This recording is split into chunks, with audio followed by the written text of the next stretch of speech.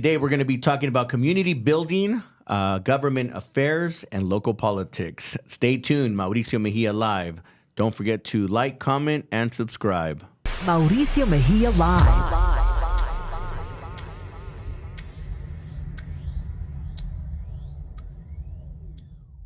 Today, I got the honors, the pleasure to have a friend, I consider a friend, and a local politician. You have some background and experience in business and other things that we're going to talk about today, but I'd like to welcome our council member, Domingo Candelas, here on Mauricio Mejia Live today, man. Thank you so much for making the time, especially on a busy campaign trail that you're on right now. So let's dive right into it, man. For me, regardless of what's going on, campaign, city government, I think the opportunity to sit down and just have a conversation so, people out there can see what the life of not just a politician, but a policymaker, somebody who's born and raised in San Jose is all about. So, no, I'm excited to be here, brother. And thank you again. I know what it's like to be a part of a campaign. Back 10 years ago, 2014, I decided I wanted to jump off the cliff and run for District 3. And that was a very crowded race. Yep. District 3, it's the downtown district, San Jose District 3. And that's an important one. Not that they're all important, but that district. Personally, District 8 is the most important. But Good answer. There you go. Downtown San Jose. Straight man. Politician in the house. I love it. I love where this is going to go today. But yeah, I know what it's like to run a campaign. Yep. And one of the things that I did learn from that is you find out who your real friends are. Yeah. And even your supporters and the people that say that, I got you. And then you start campaigning and you start asking for dollars and support. Start calling. People don't call back or text back. You're like, what? They're like crickets. You're like, and you'll have to find out. But before we dive into that, you're native San Jose? Yeah, born and raised, man, in the district I actually represent. Oh, wow. On the east side. Okay. Evergreen, yeah. So talk to us about that. And parents, do you have siblings and all that? Yeah, man. Parents, are they from here from the United States or no, man? We're gonna dive into the traditional. Here we go. All right, go for it, man. Let's do it, man. No, like me, both my parents, they were born outside of San Jose. They were from Zacatecas, Mexico. Okay. And the American dream, that's what they were looking for. They came. My dad was 18 at the time, and so he came here, and he met my mom in Mexico a few years later, and so they immigrated here. And my mom actually ran to this country. I say this all the time, to try to. They got married in Mexico and try to make a life for their future family. Got it. And it's a common thing. Absolutely, it's I mean, when we think about it, right? We're first generation Latinos here in the United States. Yeah. Interesting that when we talk about our past and the journey that our parents took to get here, and then where we're at, and then think about where our kids or the future is going. Yeah, and it's I'm one of five. Okay. Right, and so Where are you in the pecking order of the five? I'm the oldest boy. My sister's older. Okay. Right? And so it's my sister, Claudia, and then myself, and then three younger brothers. Got it. And so I was like laid the so framework. Your sister's got to be a badass because she was surrounded by boys. Or she is the opposite. She was the tough. She was the one that ringleaded everybody. Oh, both, man. My sister is my sister's my best friend, man. Got it. She's awesome. Her husband, and she's actually in the media business as well. She does some public affairs stuff and podcasts as well. But importantly is, she's somebody who I ping ideas back and forth, and she actually helps with my socials, and she's awesome. But, her influence on me and my brothers is what kept us in line. And more importantly, it's that growing up on the east side in Evergreen, actually, having gone to public schools and then was one of the first graduating class from Evergreen High School, it's how can I, how can I grow up here and how can I serve my community? Even though, my parents didn't go to college. My dad started a small business. He has a heating and air conditioning company that I worked at every summer. So he's an entrepreneur. Absolutely. Yeah. Absolutely. Obviously he took the American dream to the next level. And for sure. And he's following that dream. So is he still, are both parents still alive? Yeah. Thank God they're still alive. Yeah. I got both parents, so I thank God and I count my blessings on that one. So. For sure. And he's semi-retired. He only does the jobs he wants. And he's been doing it since I was born in 89. Okay. 1989. And so he's had the business. In fact, he got his contractor's license, right? And then a month later, or he got his contractor's license day of. He's like, oh, I passed the test, great. He quit his job right there and then. Nice. And no customer base, no business Good plan, for no him. nothing. Good for him. Yeah, I'm just like a typical like entrepreneurial just spirit. Just jumping let's in. Go. Let's go. Let's do it. Vámonos. And so, but it's that kind of experience, that immigrant dream, that immigrant yearn to want to improve, your situation. Yeah. And we want more in life. Our parents wanted more in life, and they did it. And then hopefully that got rolled over and instilled into us. For sure. So graduated, right, from high school. Yeah, college. I know you got some education behind you because I know a little bit of some of the stuff you were working on. So graduated from high school. Where'd you end up going next? All right, right out of Evergreen High School, I went to San Jose State. Nice. Okay, go Spartans. There yeah, we man, go. Spartans, baby, Spartan up. Okay. And I went in actually as a business major. I think I was an international business major, and so I jump into the classes. The math class is kicking my ass, man. It's kicking my butt. And so I take a really good like intro to U.S. history, political science, and I fell in love with the topic, and I immediately switched majors, and I was out in 4 years. Oh wow! I met some really cool people. I met some professors that changed my life. Nice. I was a double major and I dropped out in 4 years. On my last year, Domingo, true story. On my last year. I had already made up my mind what I wanted to do. I had 1 more year left, and I just couldn't do it anymore. I didn't look back. I had no regrets. I thought of like all these years, the 3 years that I had invested. I'm ready to go. I said, you know what? I don't even care. I'm done. Yeah. Drop. I had bought all the brand new books. I tried to take them back. They were like no. They gave me like 60, 70% or like 50% of what I had paid for the books. And that was it, man. And I just started my entrepreneurial journey. Yep. The only time that I ever regretted not having that certificate or that diploma was in 2008 when the world collapsed. It went upside down. I had to. I didn't have to, but I wanted to go look for a job. Yeah. And I was. They were asking, "Oh yeah, do you have your diploma? What degree do you have?" I'm like. Degree. I'm like, I've been doing this already for a long time. 12 years, man. Yeah, I'm like, what's up? I got experience. No, sorry, you gotta. I mean, you can apply. So I applied, but that application got put on the bottom while the people that had the degrees were brought up to the top. Yeah, so. No, that and but it's funny because now so many years later, that degree really in where we are now as a country, as a society, as business people, I'd rather have somebody who has all this experience, real world, who's a grinder, who can Google foo it, rather than somebody who has a degree, just did it, parents paid for everything, and so what? There's a difference in the level of grind in somebody, but. To your first point, that piece of paper, means a lot to a lot of people. It does, and I can appreciate it. And the people that also have multiple degrees, they go from the first, undergraduate to graduate to PhDs and so forth to the doctorates. Absolutely. Congratulations to them and for the discipline. But going back, you go in with business and then you go to hit the political science, man. It changed my life, man. What did you want to do with the political science? Because normally you go into some kind of either law or teaching with that kind of degree. Right. But for me, I really liked the experience of like what local city governments do, what special districts do, what state and federal governments do. I was always like super like into that, right? I did a study abroad in college at the San Jose State. I went to France, on a scholarship. Okay. But I met one person there who changed my life, Dr. Terry Christensen. Okay. And Terry, at San Jose State. I know Terry. Yeah. Terry changed my life. He's a political consultant, or he does. He's a specialist on TV. I've always catch him on TV, or they're quoting him in the Merc or some other good political stuff. Commentators on. Amazing person, right? Yeah. So he took me under his wing.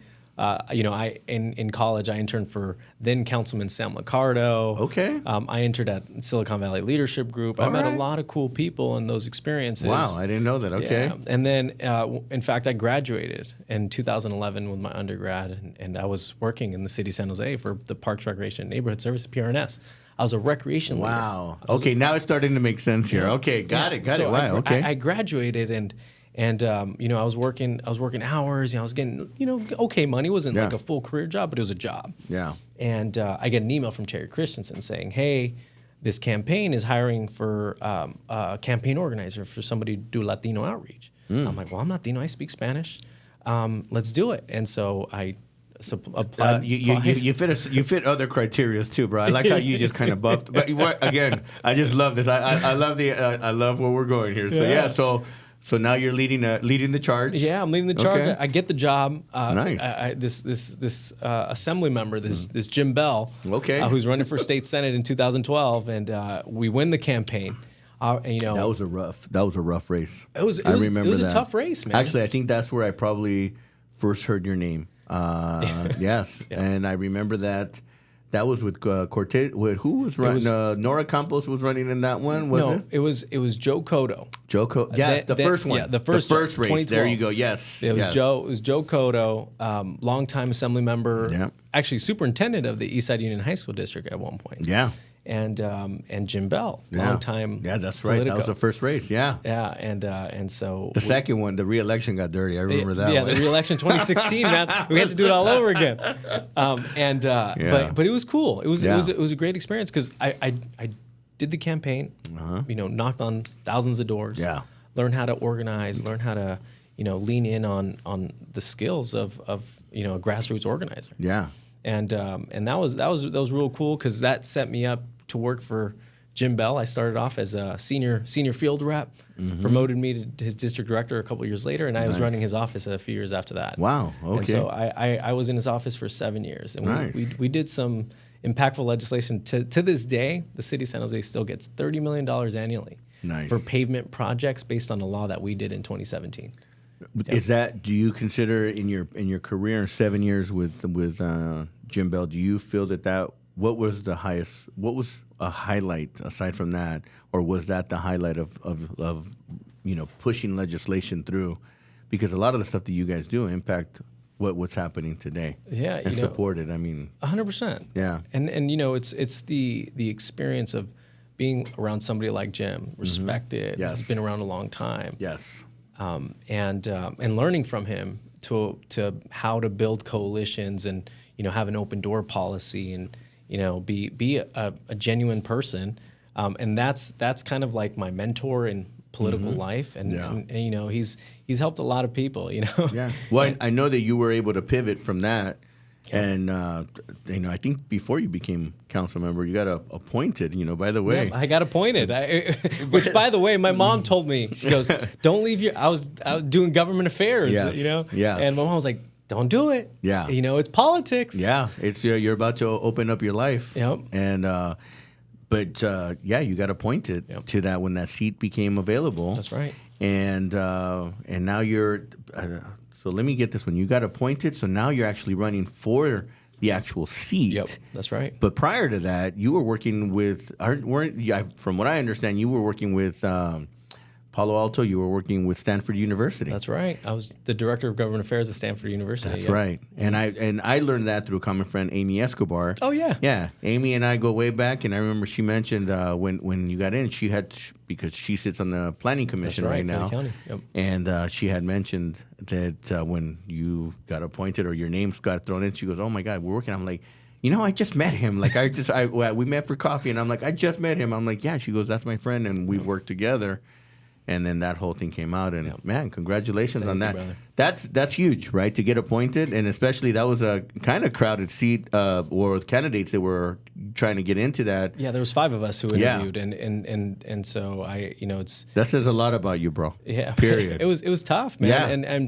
And look, I served in public service for over a decade. I also have a master's in public administration during my time with Jim Bell. I went back to school. Good for you. But I will say, bro, San Jose State wasn't as much fun the second time for my master's degree as it was for my undergrad. Got it. It was a lot harder. Yeah, well, you're focused, man. You're all the mistakes and all the things you can do under your undergraduate, they're forgivable. But when you're going for a master's, it's not forgivable. No excuses. I ended up writing a 130-page thesis project, and I can tell you which greenhouse gas reduction project that's continuously funded by the state is the most effective, based on data in 2019. But I don't know. Interesting. I was thinking about the other day when I was a kid growing up. They used to always talk about the hole in the ozone layer, yeah. And I'm like, they don't even talk about the hole in the ozone layer. I mean, that must have gotten cured already, or we must have another problem, or whatever. What hole? But it just opened it up.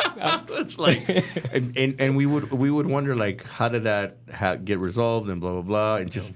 But just crazy times back then. And, the political arena, I've always, we can have good conversations about politics. Yep. It's just, sometimes it depends on where the state of mind is at and where we're at currently, or where we're at during those conversations. Because right now, obviously, the political temperature, the world, international, domestic and international. Yeah. For sure, it's scary, man. It is. It is scary. And then you think about it when it trickles down to local, because we're depending on the federal government, on the state, and then the county, and then it trickles down to the city. That's right. Then you wonder where how far does the uncertainty trickle down to? Yeah, for sure. Right, and then how handcuffed are you because of higher policies that are regulated, blah blah blah. But it's just and then that's when we just get lost in the sauce. We're like, you know what, we better just continue drinking and not talk about this anymore. For sure, no, but it's scary, man. You look at the presidency, and then you think about like who's running. That's for bananas Senate, right now. I just had a crazy conversation about this president's race right now, and we won't go into that because we'll eat up 40 minutes of just this current presidency race, but. Going back to Stanford and doing, that in itself is almost like its own city. Oh yeah, for sure. I've learned a lot of that. It's always being developed. There's always some kind of movement, some growth. It's nonstop. And I've been in some of those beautiful, some of those buildings. People, you wouldn't even imagine how they go underground on some of those buildings. The stuff that's been built and developed, and just the power of what Stanford University. Man. No, look, I was there a little over a year, and in my time there, I got to see President Obama speak. Nice. I met Condoleezza Rice. Nice. I met Didn't she teach there, or was she? She's the head of the Hoover Institute. That's okay. And Stanford's like think tank. Yeah. And there's like world class like leaders, experts in this arena, in this field, and it's chilling, man. Yeah. And part of the reason I took the job, I'm like, you know what? I want to open doors to Stanford, to this big like school at the top of the hill, to local kids from the east side. Yeah. First generations. My first day on campus was the first day I was walking into my office at Stanford. Wow. That was my first day on campus. You never even got a pre-tour of the. No, I did. I did my interview on Zoom, phone calls. Yeah. Wow. And I walk in. True story. I walk in. I park in the opposite side of the campus. A huge campus. Yeah. I walk into my office sweating, drenched in sweat. Yeah. And my colleagues are like, "What's wrong, Domingo? Did you run out?" I'm like, "Well, I couldn't find the office." And they're like, "Why are you wearing a suit and tie? Stanford is Silicon Valley, baby. No tie." Yeah. So that was a trip, but to be able to step in, in the square, where the president's office is, and be able to see like these really bright, brilliant students walking around who are all, we're going to be the next leaders of this country, the next, Cory Bookers. That's pretty cool, man. I find when I'm surrounded or I get the opportunity to be in a room with a lot of intellectual minds, the stimulation that it gives, and I don't know how to describe it, man, but it does something. I mean, when there's a synergy. I'm a grinder. I love to grind numbers. I love to get into the nitty gritty. And I like to think that I'm working more with my mind, but I'm more of it's like orchestrating, right? These guys are really thinking, and they're putting stuff on paper. Like they're writing these theories, these thoughts. And I'm currently working with a group. A guy named Grant Schreiber. He is the executive director for the World Academy of Arts and Science. This was founded by Oppenheimer, by Einstein, and these groups, these intellectual groups. Yeah. We're working right now to try to lure them into San Jose, into Silicon Valley, because they don't have a headquarters. Mm-hmm. They're in the UK right now, but they want to come to the US. interestingly enough, they were founded in the U.S., but they don't have a headquarters, so we're trying to bring them to plant their flag here in Silicon Valley. And in one of those meetings, they were talking about how they want to bring a think tank to San Jose with some of the greatest minds. Yeah. And but they also don't want it just to be, and they don't want it to be in a typical location. They want to break some barriers. And one of the topics that they talked about how far they're thinking out. Yeah. They're like, we're looking at 150, 200 years out. And in that conversation for a minute, I was like, man, I'm just trying to figure out this year, guys. But these guys they're planning that. I mean, the way they're longitudinal thinking of like the future. And it's like, that was a big word right there. What was that word you just used right now? The long term, longitudinal. But I love, words like that. That to me is when people can, that have mastered language and thought process and can communicate that way. Yeah. Man, that makes me regret not finishing school or going through that motion of learning that higher education. Obviously, I'm blessed that I'm surrounded by, hey, guys like you that can use those kind of words, bro. Like, all right, hey, yeah. I'm like, that word comes out of me. They'll be like, hey, bro, what's up? You know, like, what's going on with you? I got new friends now, you know what I'm saying? Hey, man, you surround yourself with smart people. That's the whole thing, right? Amen. Yeah. Amen. And that's true. Even in business, you surround yourself with the people that you want to become. That's right. And it's what our parents say when we're kids. Enséñame tus amigos y te enseño dónde vas a estar. ¿Quién eres, right? And I'm like, you are who you associate with. Yeah, that's right. You know, so you've been blessed. You've had great mentors. That's right. Jim Bell and many others. Terry Christensen, great guy, by the way, again.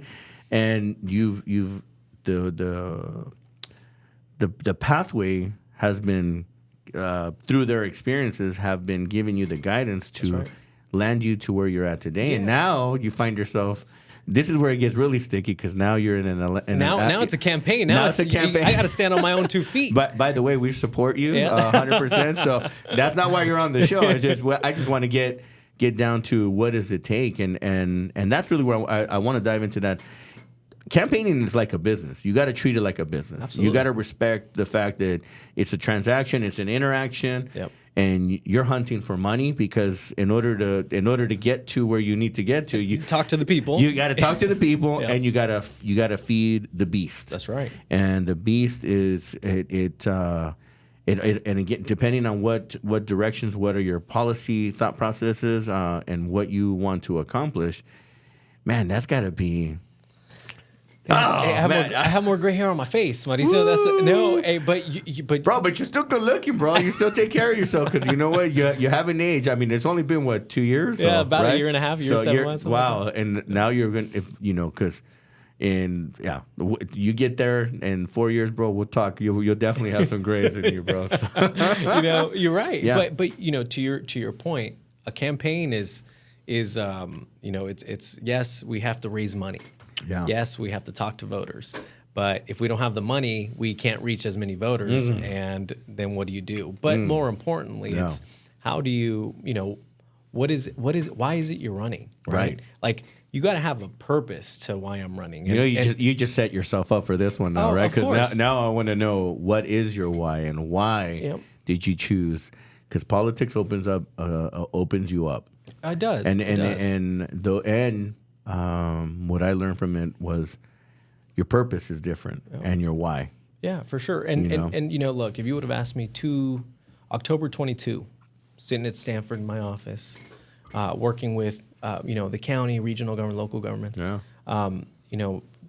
comfortably making good money. Yeah, I was about to say, making man, good money. It's money. Government affairs. Yeah, it's good money. And so now I would have said I'm never running for office. I'm like I like to be able to have my weekends, yes, some days go longer than 5 o'clock, but for the most part, 5 o'clock, work-life balance is there. Yeah. And here I am 2.5 years later saying, hey, I'm running for office. Please vote for me. Oh, and can you contribute? Yeah. It's different because here's the thing. I also believe everything happens for a reason. Absolutely. And, when this vacancy happened, it's a question that I ask. I'm like, well, if not me, then who? That's right. I was born and raised in Evergreen, District 8. Yeah. I know, the ins and outs. I know that there's the Country Club, one of the wealthiest zip codes in all of Santa Clara County. I played golf there not too long ago. That was fun. Beautiful, right? That was beautiful, beautiful. And then we also have the 95122 zip code. Yeah. One of the hardest hit zip codes during COVID. Yes. And so I represent both constituencies. Wow. Having been grown up, Most Holy Trinity. There is no middle ground there. It's crazy. Yeah. There is no middle. It's from one extreme to another extreme. And you have to be able to. And so for me, I know the neighborhoods. It's not just necessarily the squeakiest wheel gets the grease, but it's how can we advocate for those who aren't advocating for themselves while being able to provide for good representation for everybody in the district. And so I'm blessed. I went to church, Most Holy Trinity, 95122. I grew up and, right behind Evergreen College. I have friends who live in the Country Club. I have friends who live right next to MHT, right next to that churro spot on Cunningham, and so for me, it's being able to serve my community, and to do it, with my neighbors in mind first. So that's my why. And it's hard, man. It's tough. It makes, I had to pause on that one because you think about where you were at, where you were going, and again, it wasn't planned. It was just, it happened, and now you're in that position, and then the responsibilities that come with it, and your why right now. Just when I hear that, I'm just like, man, that shows your commitment and your work ethic, right? Because work ethic is important here, but importantly, your dedication and your love for your community, community first. Yep. I'm not putting words in here. I'm just thinking the way that it resonates, right? It's just community first, and then obviously you have to support it with good work ethic. Yeah, and you got to deliver, man. That's right. Look, when I found out Raging Waters closed on the east side, that's one of the first things I did was call up our Department of PRNS director, and I said, hey, what are we going to do to get this back? Crazy, right? Your experience, without even knowing where you were going to be at today, that you automatically knew how to start problem solving. Yep. And that thing is, we just saw the promotions for it. It seems like it's doing pretty well. It's good, man. Yeah. They've invested multiple millions of dollars, right, to try to bring it back up. And there's not a lot of activities east side of 101 for kids to do. There's either, especially in the summer, to have a theme park in our own backyard, that's a resource, and that's something that I'm really proud of. And not to mention Lake Cunningham and the money that we need to bring it better, make it nicer.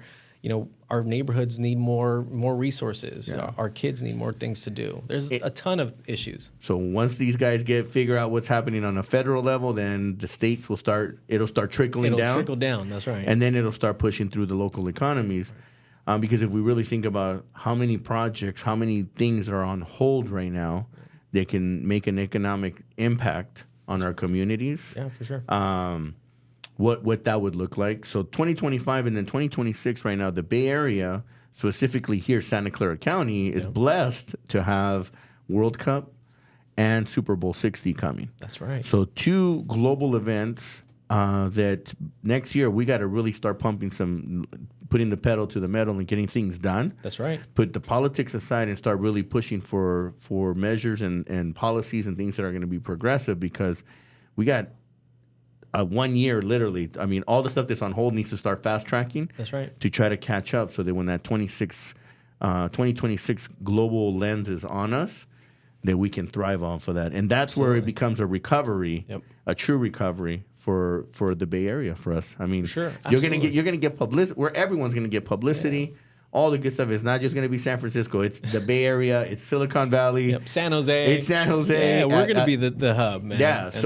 And we need to really prepare to embrace that versus kind of sitting back. And I think that's kind of what I've seen now, and I've seen in the change. And I think that through leadership like yours as well, and some of the other council members that are on there, I think that if we push for some of those progressive, forward thinking.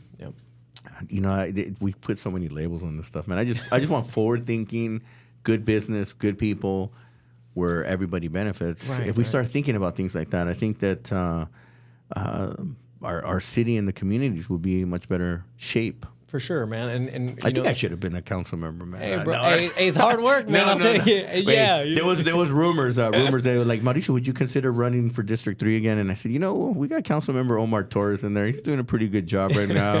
I don't feel like I want to challenge him, but the rumor mills, they start, and I'm like, no. But no, that's not something I want to do. It's tough, but I think like you said, man, there's so many things down the pike.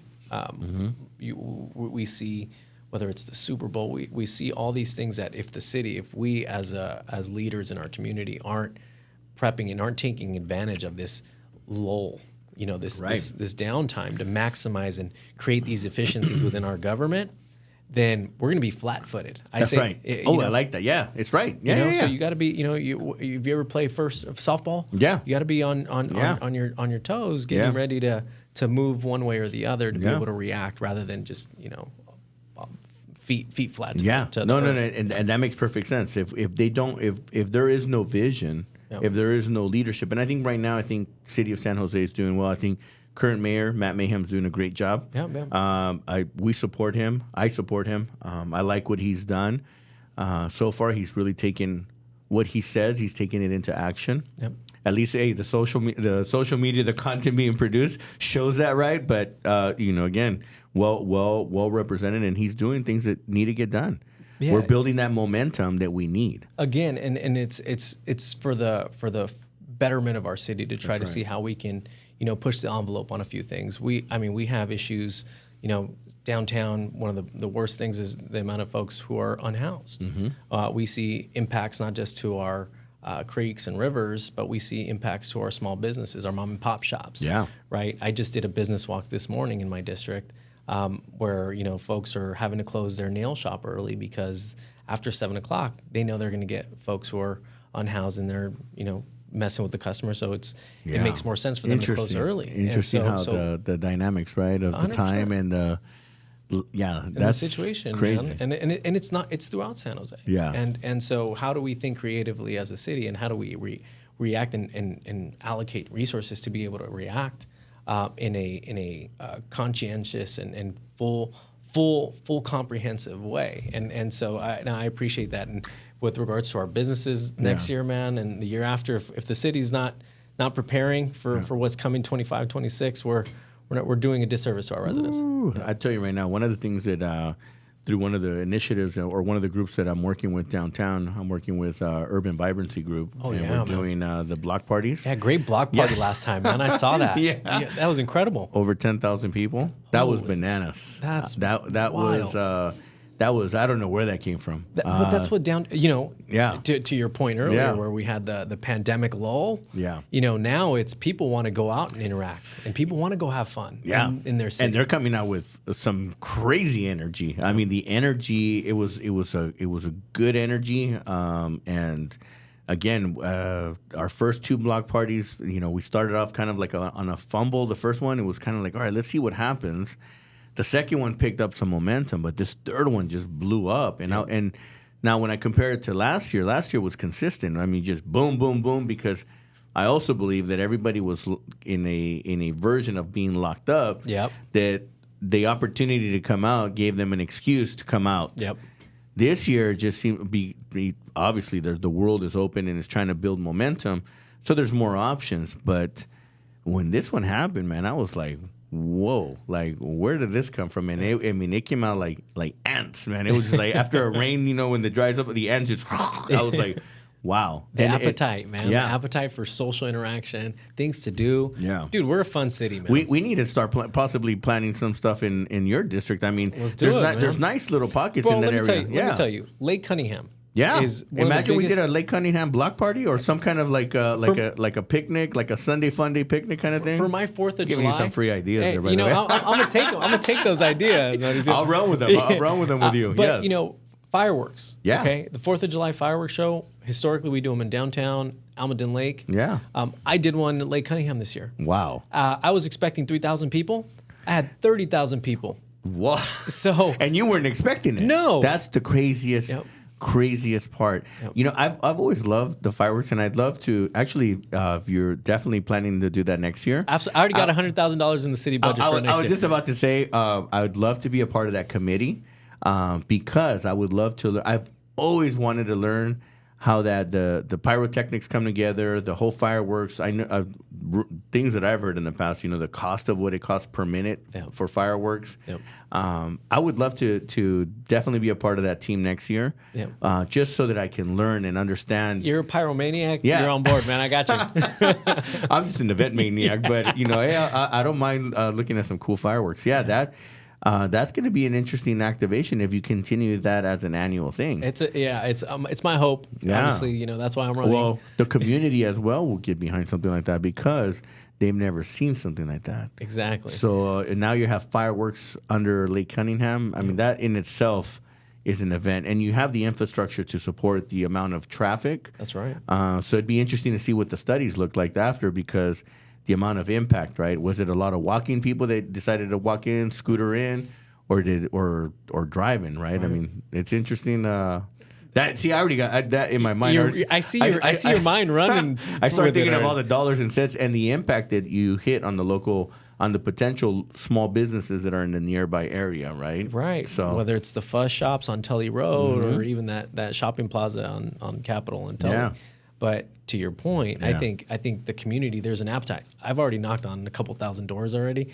And anytime I go to the door, I'm like, oh, I'm, Councilmember Domingo Candelas. And they're like, I'm like, I did the fireworks. And they're like, oh, yes! Yeah, great job, man. You don't know how many times I've heard that, man.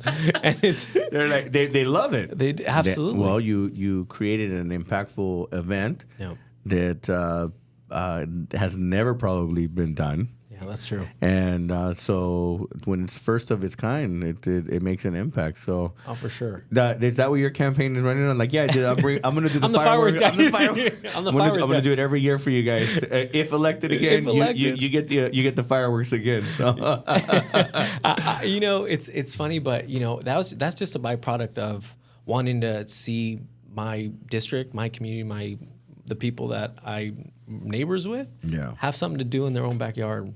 And that's my driver. You have Ruby Hills, right? Is that part of your?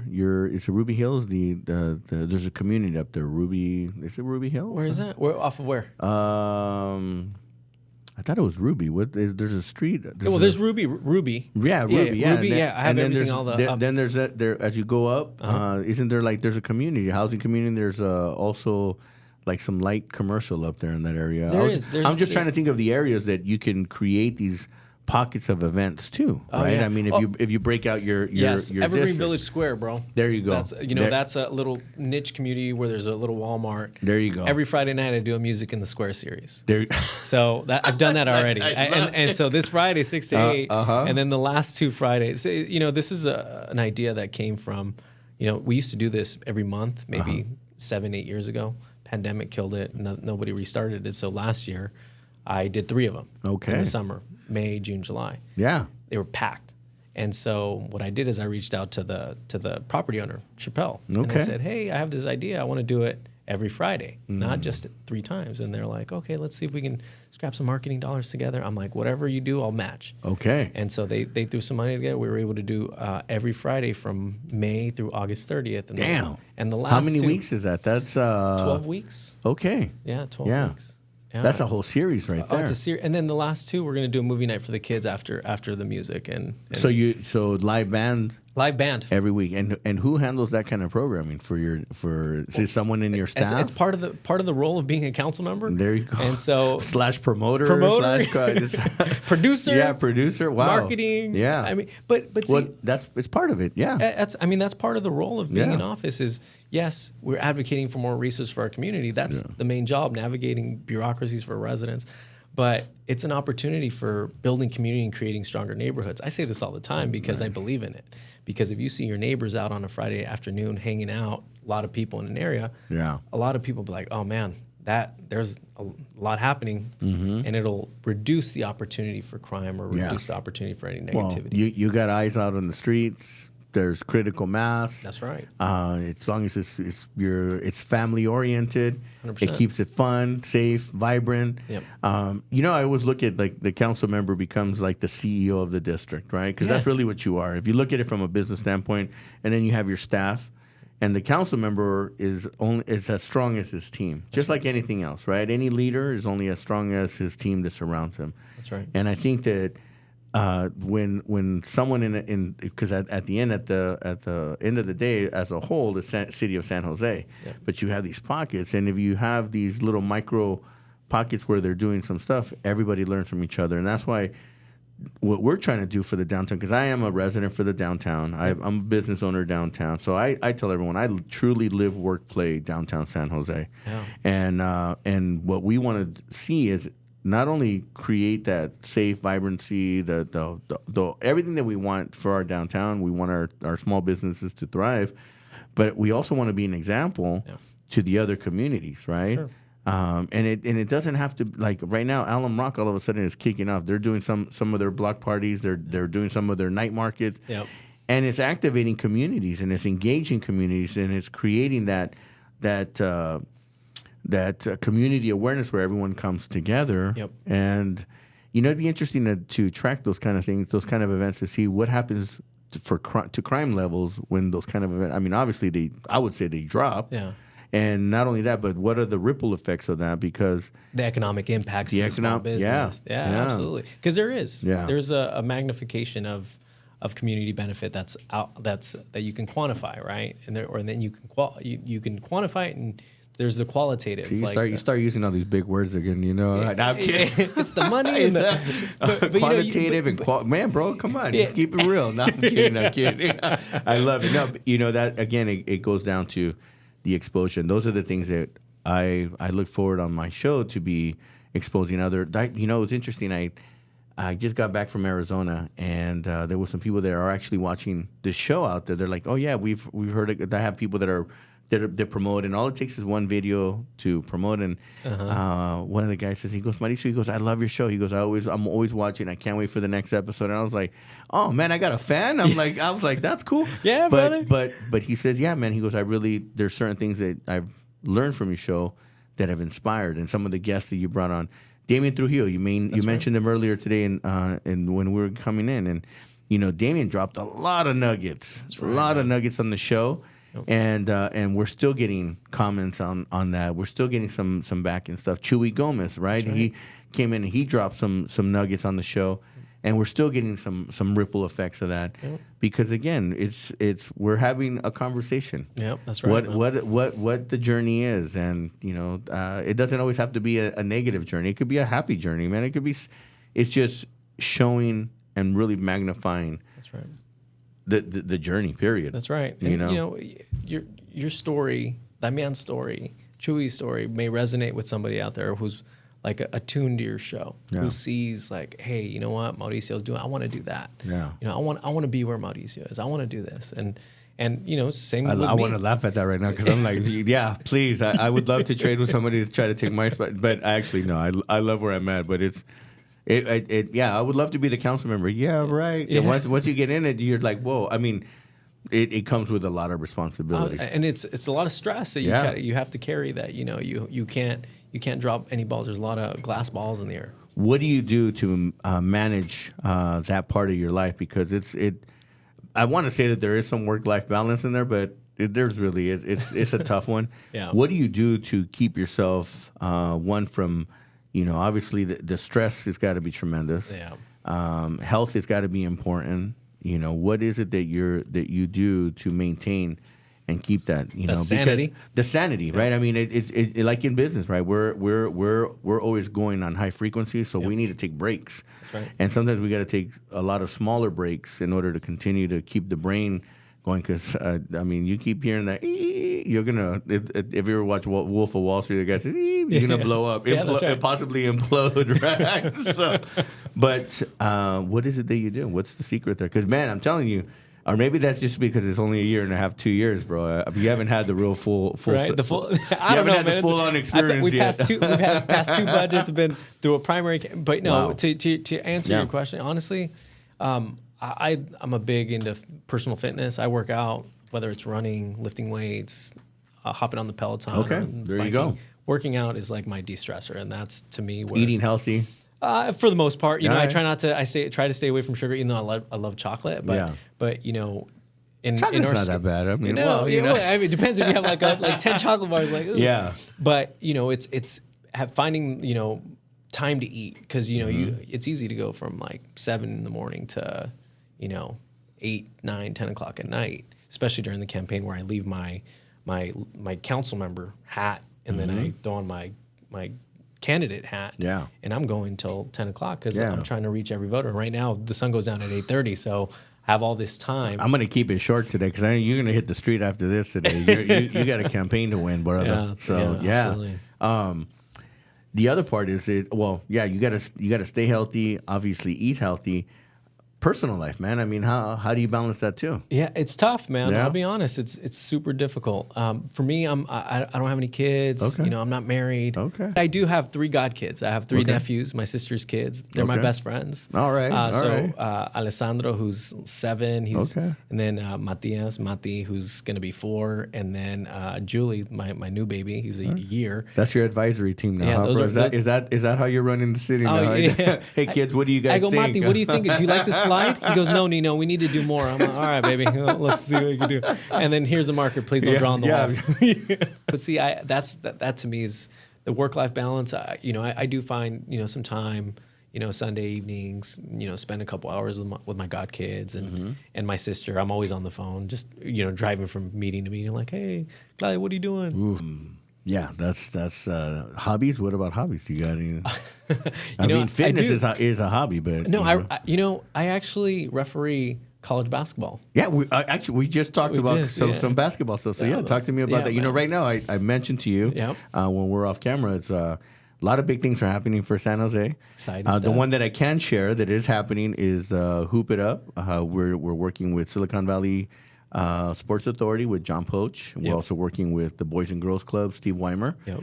And then UVI is going to be representing. This was something that I was working on last year, and we just had to reprioritize our what we were going to do, our goals. Yeah. And I got to give it up, Brian Clampett. You know Brian Clampett? PRNS, baby. Yeah. My boy, he remembered the conversations we were having, and when the whole Hoop It Up idea started kind of buzzing behind the scenes, he's like, hey, have you guys talked to Mauricio? Because he was leading this charge on this. He was already going to bring it. And when they reached out, I already had the blueprint ready to go. Yep. I just didn't have the bandwidth. Yep. Once I had the bandwidth and someone to write that check, I was done. I was like, yes, let's go. So we're bringing that out next year. It's going to be a full weekend. The ambition is so strong. There's one called Spokane Hoop Fest in Washington. Okay. Apparently, it's like one of the largest ones in the United States. Like 40,000 people, 4,000 teams. Like it's like 40 blocks long. I mean, it's pretty intense. And the ambition is to create something like that here in San Jose. So we're working on either San Jose Hoop Fest or some version of that, powered by the Hoop It Up group. Yep. And so it's going to be interesting. I think San Jose is a basketball town. They love basketball. Unfortunately, San Jose has gotten the short end of the sticks with all major league any sports teams because the San Francisco's always just kind of been the dominator of that. That's right. And then they do these perimeter clauses or these radius clauses. Yeah, that's right. And unfortunately, San Jose gets the short end of the stick. So it's kind of time now for a council member. We gotta push it, man. We gotta grow some big ones here and say like no more. Yep. San Jose. I always tell people, San Jose is the heart of Silicon Valley, the global tech capital of the world. That's right. Period. And it's here in San Jose. They better give us some credit because Zoom, if it wasn't for Zoom, which is headquartered in downtown, that's right. That we would have had. I mean, I don't know who would have gotten us out of or through COVID. That's right. During those times. No, man. for sure, But, man. Hoop It Up, that's exciting, man. Yeah. I used to play in Hoop It Up when I was a kid, man. There you go. As a former athlete. Yeah, you were definitely. I mean, you must have been in the early 2000s then when you were playing. I was. Yeah, Hoop It Up hasn't been in San Jose for a very long time. That's right. And when we talked to the group, Kevin Garnett is still part of the Hoop It Up. He's still the owner of the brand, and he remembers. He says San Jose was one of the best markets for Hoop It Up. I mean, everybody came out and represented. Yeah. It was on in San Jose, so everyone's really excited to see it come back. I'm excited because again, I have. Let's sign up a team, Mauricio. Let's do it. I'm just gonna stick to the sidelines. I want to watch. I want to be behind the scenes, but I think that San Jose is now primed to add something on the next level, man. Oh, for sure. That's exciting. 2025, man. It's gonna be big. 2025, 2026, man. We're definitely planning out. So, what do you see right now for your future, aside from the main priorities to get back reelected and start running? What do you see yourself? What direction do you see yourself going? Reelected back in the on the 18th floor. What are some of your big visions that you're seeing for your district and as a whole for City of San Jose? Look, obviously the goal is to get elected, to stay in office, to keep the job. Right. But there's issues. I know in our city, the top three is a lot of folks in my district tell me, hey, there's a lot of burglaries. I'm seeing a 28% increase in burglaries in my district. So how are we going to fix our staffing issues with the PD and make sure that we have response times that are lower than where they are now? The second thing is we got to make sure that we are providing for clean streets and parks, so we can have the hoop it ups, so we can have these opportunities for our families to live, work, and play in my district. And the third is, probably the biggest thing that I want to tell you is, I want to create stronger neighborhoods. I want to create that community empowerment, so the country club residents can tell me this is what's important to me, while at the same time my Welch Park neighborhood residents can tell me, no, Domingo, this is what's important to me. And everybody has their own mechanism, and everybody has an accurate ability to relay what priorities are important. And that is a lot easier said than done. Yeah, I was about to say, your community is very diverse. Yep. The demographics in that district is very diverse. Culturally, very diverse. So it's you almost wish you had a piece of everybody, so that you can be able to connect, right? But again, that falls down to staff as well. Yeah. And having a strong staff, having that diverse staff, a staff that speaks Vietnamese, a staff that speaks Tagalog, a staff that has that ability to connect with the Punjab community, the ability to connect with the Filipino community, with the Latino community. Man, you got a lot of communities in your district. It's a microcosm of San Jose, bro. Yeah. That's how I look at District 8. We have like 30% Asian, 30% Latino, 30% white, and then 10% other. Wow. And so that's give or take. And then you're butted up against District 5 with Peter Ortiz, who, by the way, is going to be a guest here as well. I'm looking forward to talking about his story. We're going to dive deep on that one. Oh, that's going to be fun, man.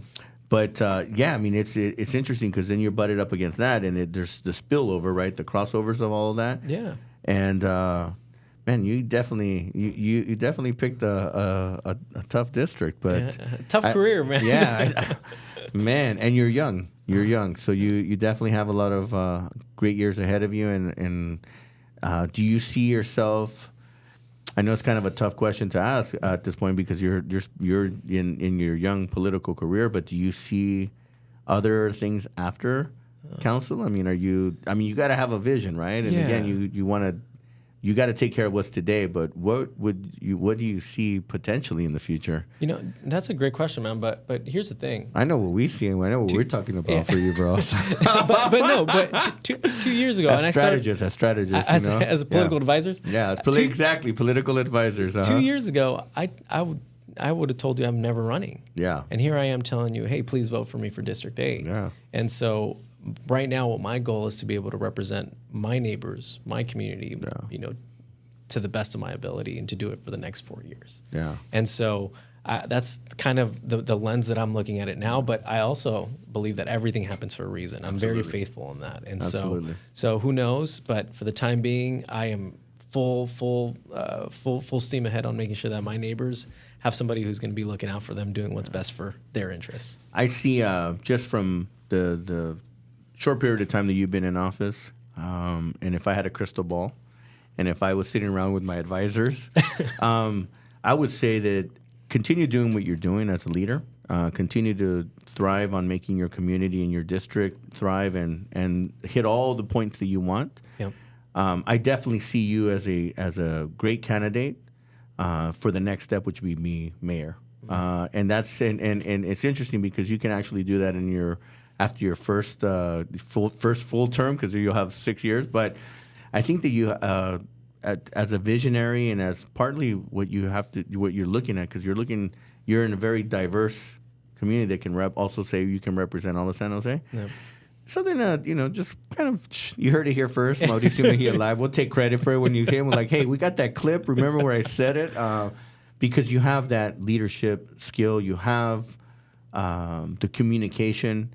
And you're likable, bro. You're just likable, man. It's just like, I want to go hang out with Domingo and have a beer and talk about some politics. And not that I'm drinking, I don't drink beer, but just it sounds good. Scotch. All right, maybe consider it. But just the think bigger, man. Think future. Keep doing what you're doing, and all things will manifest and come together, man. No, thank you. No, thank you, Mauricio. No, I appreciate the kind words, brother. Like that encouragement is great. And I know you want to give me more gray hair, so I know that's the man, point. We just if people that choose to be in that position want to drive San Jose to be that great city that it is, it's going to need people like you that are willing to take those the goods and the bads that come with it. Yeah, that's right. And it seems that you've been well groomed, not just from now, but from your career path, your beginning of your journey back then. You're at where you're at because if you look back, all the hard work and dedication is now paying off. Yeah. And it only stops if you stop. Yeah. That's why the momentum is there. I think keep doing what you're doing and you're going to make some big moves, man. I wanted to be mindful of your time. I want to, if you were to give some words to not only your community, but to people that are watching, what gives you that drive? What is that drive that keeps Domingo Candelas thinking, I got to keep going? Yeah. For me, it's wanting to make sure that after I leave this position, after I leave this earth, after it's all said and done, that it's better, right, than when I came in. That's my driver. Okay. To make sure that that's your rocket fuel. Yeah, that's my rocket fuel. Is to make a big impact, and right now you feel that you're making that impact, and for better for my godkids, better for the future, better for the people who grew up, going to school with me, saying, "Oh man, we used to do this as a kids, and we don't have that anymore." Yeah, I want to make it better. Yeah, that's to me my driver of what gets me my 78. We're gonna keep Raging Waters open. We're gonna bring some fireworks, and we're gonna keep it fun. Yeah. Last question: are you having fun doing what you're doing right now? Is being a council member, aside from the noise? Yeah. To me, it seems like you're having fun. Are you really enjoying that position? And I know you have to say the right answer now because that's going to be a soundbite. No, I'm kidding. How do you feel about that experience so far? No, Mauricio, being the principal, being the council member, the person in office, it's a lot of responsibility. Yeah. It has its stressful moments. It really does. Like knowing that you have to do so many things, that you have a budget that you have to be able to balance, right? And also obviously have a campaign that you have to go run. It's stressful, but at the end of the day, man, I am happy. I'm happy, and I'll take the stress because at the same time, when I go to my music in the squares and people tell me, "Oh, Domingo, thank you so much for helping me fill that pothole, fixing that street light, or whatever the issue is," that to me is the satisfaction anecdotally from my residents and from people saying, "Hey, man, keep doing what you're doing." Yeah. Good job, man. Good. Well, again, appreciate you taking the time, coming out. We're supporters of you and wish you nothing but success. Continue to elevate that part of San Jose. That's right. Because we need all parts of San Jose to continue to elevate so that as a whole we can come together and represent what we really are. Yeah. And like I said to everybody, San Jose is global tech capital of the world. It's not just downtown. We want to think that we're the center of the universe, but as a whole, the Silicon Valley, San Jose is truly a driving force for sure. of where the world is at today. So thank you. Thank you for your time, man. I appreciate it. And we're gonna be watching you on your campaign, man. Thanks, man. If you want to come and knock on doors, bro, I'll take you. Come on. Yeah, I'll watch, man. We'll support. No, I'm kidding. Hey, last words though on that. The person that knocks the most doors wins. That's right. Period. That's right. And and then raises more money too. But knocking on doors is important. Yeah. So keep going, man. Good luck on your campaign. We'll see you in 2024. Appreciate you, brother. Making moves, man. No, thank you, man. All right. Thank Thanks you. for having me. Mauricio Mejia Live.